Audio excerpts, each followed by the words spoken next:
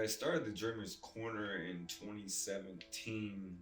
Basically, it was one of those nights where I was up drinking, and I was like, well, and I just got accepted to Butler, and I knew what I wanted to do with my life. I knew I wanted to create videos. I knew I wanted to create movies. I knew I wanted to do something in that realm. So I knew also that I had no experience in it at all. And the only way really that it would work out for me is if I just got my feet wet and just jumped into it. I had no idea really what I was doing. So, long story short, I got a video starter editing app. It was called Filmora. And I just started making shows in my bedroom. And they weren't good. I'll be honest. I'll be the first to say that I had no idea what I was doing. I didn't. But after my first semester at Butler, I had taken some classes on editing and production, and then the Dreamers Corner happened. Actually, and the other day, yesterday, me and Hardy took a trip, and he was talking to me in the car, and he's like, "You need to do a director's cut." And that's what brought this idea on, my director's cut edition. I did try to do a director's cut in college, and I failed miserably at it. My audio was all messed up. I had messed up the camera. I just messed up everything with it. So the first time around doing one of these 2 years ago didn't go so well. So this time around, hopefully, it's gonna go great. Because you know what? I know it's gonna go great because I know I'm better than I was 2 years ago. It's always important to get better, no matter what. Even if it sucks, you can always make it better. Sucks can be better.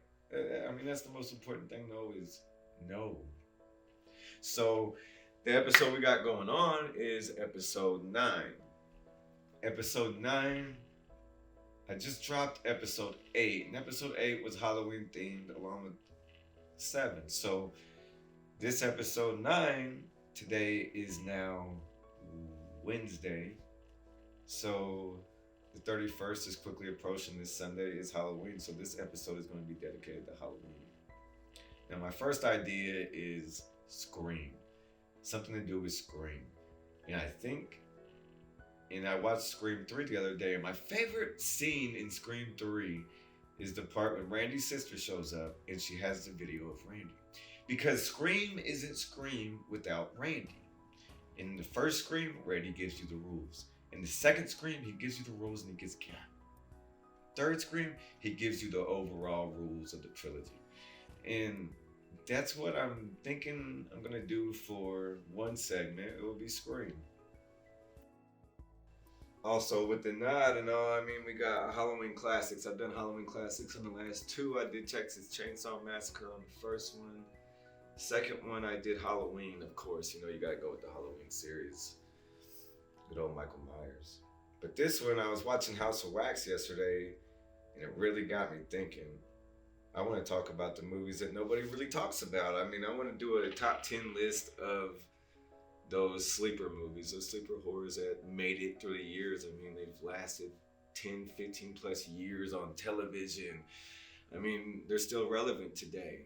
And I mean, House of Wax, yeah, it had Paris Hilton in it, and she died on her knees, which is kind of wild if you think about it. But it's fun. It's fun horror. And fun horror is what I'm talking about, like Cabin Fever. Like Cabin Fever is going to be on the list, so we got to come up with 10. So off the top of my head, these are the top 10 I'm going to do. We're going to do Cabin Fever, House of Wax. You guys got something, Edward? It's not really an Edward, just so everybody knows. I'm sorry. I don't mean to kill it all, but Edward Guacamole does not exist. He's just a figment of my imagination. I mean, I figured I need a co-host, and Edward is that. Edward is just some name I came up with that is my friend's name. Actually, his name's Eddie, and I called him Edward during the Falcons and Tom Brady Super Bowl. And I remember he upset me that day, and I always called him Edward after that, and that's where Edward Guacamole came from. I mean, true story. Wild, right? Crazy how ideas happen. So, also show you around the studio. So,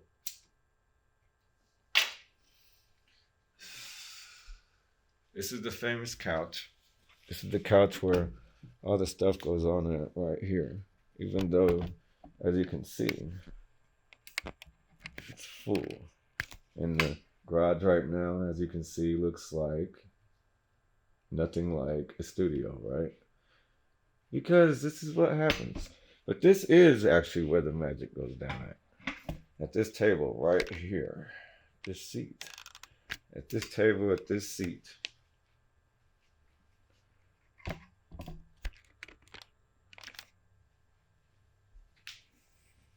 A lot of magic goes down. I'll sit here late at night. I'll turn the TV on when it works. Also, just so people know, if you have a if you buy a TCL from Walmart, get a warranty on it because it's probably gonna crap out on you. I bought mine not even 3 months ago, and it turns on sometimes. And when it turns on, I gotta keep it on for as long as I can, and then I'll forget that it's a messed up TV, and it'll turn off, and I never know when it's gonna turn back on again. Right now, we're going on 3 days turned off, so yeah, maybe it'll turn on tomorrow. We can only hope, you know. But yeah, I'll do my things here. Got Baby Yoda. I know you've seen him on the show. I'm an artist. I'm a creator, so I'm kind of messy in my area. I just kind of tend to throw stuff around. It is what it is. You know what I mean?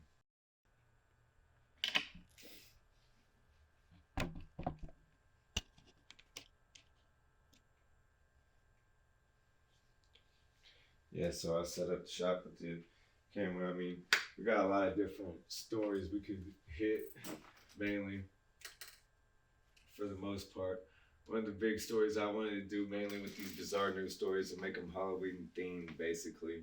Like something that's wild and crazy, like what I came up with earlier, what I saw just going through stuff was like Demi Lovato singing songs to aliens. Like, what the hell? Like, she's singing songs to extraterrestrials.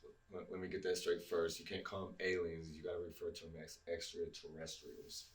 The second one is a fish is found with parasite that eats its tongue and then becomes its tongue. Tell me that ain't some wild ass shit. Like, right? You know what I mean? And then court rules Pablo Escobar's cocaine hippos are legally humans. So they refer to hippos as humans now.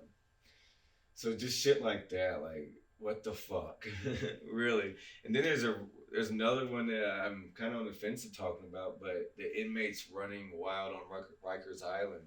So basically, like all the corrections officers said, "Fuck it," and there's not many correctional workers now at Rikers Island, and basically the inmates had taken over. And I don't know if y'all ever remember that story on Khalif Browder or anything, but he was in Rikers and he had talked about how it was basically a free for all already.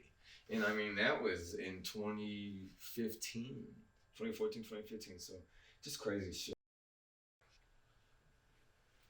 Yeah, it's all about getting it set up right. A lot of stuff happens. It's a one man team.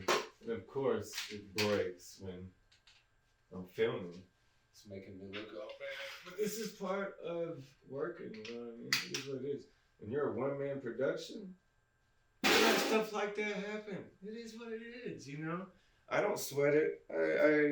I accept the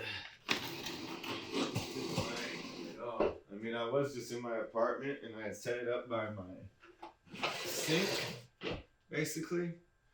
And I set my stuff up by the sink, my studio, and nobody ever knew I did it there. I didn't have a backdrop, so I had to be a little creative with it. But see, YouTube shut me down, so when I graduated from Butler, so you can't see the shit anymore. Which is very, very unfortunate. But yeah, this is where all the magic happens. Like this. Told you, I have shit everywhere. It's just, it is what it is. And then, oh, my wife bought me this, y'all. Tell y'all this. So,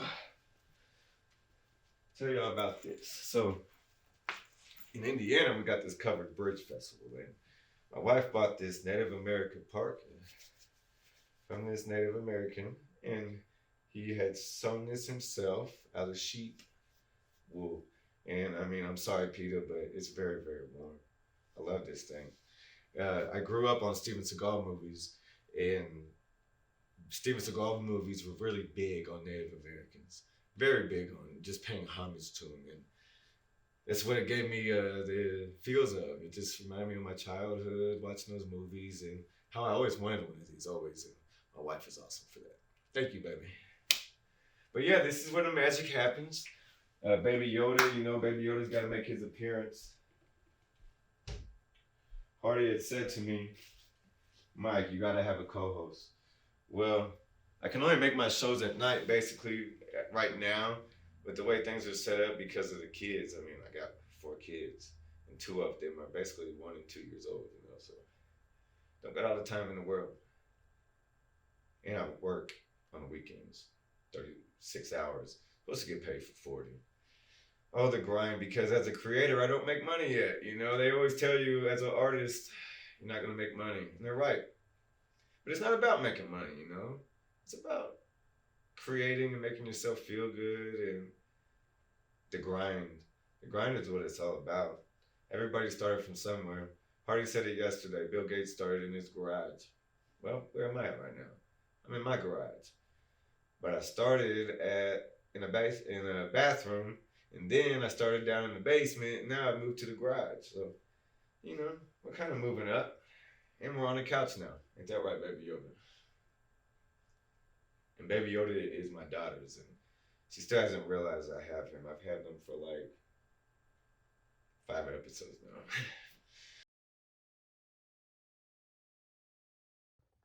So now this is the official setup. Yes, we still got Barbie, Jeep right there, and the strollers, because, you know, I'm a dad first. That's what I do. But we got the setup going here. We got the light. The lighting is a big deal. So, like, you don't want to get too much lighting because I am really white. And with me being really white, the light doesn't do me justice too much. I mean, it will literally shine off my face and it will make things not so good. So, yeah, so we got to get rid of that. So, it's best to turn the lighting this way so it gets less on me, but it is still on me. And then I got to turn out this overhead light because you don't want too much either. So now it turns into the studio. And this is where the Dreamer's Corner goes down at. I have to move this couch over so I can move my camera stand over there. And I'll set the camera up right here. And this is where it'll go down at. Now, if I had another worker, I'd be able to. Y'all see that door just open? There's some weird stuff going on. Pretty sure my house is haunted. But if you see, damn, I just lost my train of thought. That door just really just opened on its own. I got it on camera, so I ain't even tripping. Zach from Paranormal Activity, I got something for you, dog. But